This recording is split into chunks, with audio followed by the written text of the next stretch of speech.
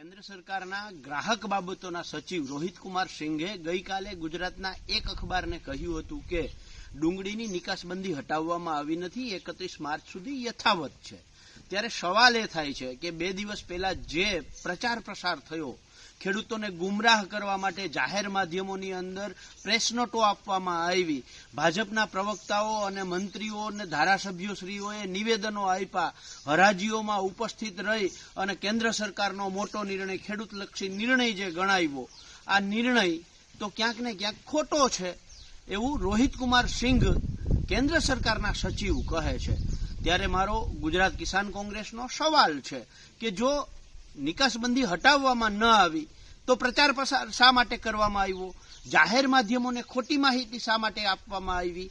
જાહેર માધ્યમોના માધ્યમથી ખેડૂતોને ગુમરાહ કરવાનું ષડયંત્ર ભાજપે શા માટે કર્યું? ખેડૂતોને ગુમરાહ કોણ કરે છે એ આના ઉપરથી બહુ સ્પષ્ટ રીતે સાબિત થાય છે। જાહેર માધ્યમોને ગુમરાહ કરવા બદલ, ખેડૂતોને ખોટી માહિતી આપવા બદલ, ખેડૂતોનો દ્રોહ કરવા બદલ ભાજપ જાહેરમાં માફી માંગે, અથવા તો જો નિકાસબંધી હટાવવામાં આવી હોય તો એનો પરિપત્ર, એનું નોટિફિકેશન જાહેર માધ્યમોના માધ્યમથી જાહેર કરે એવી ગુજરાત કિસાન કોંગ્રેસની માંગ છે।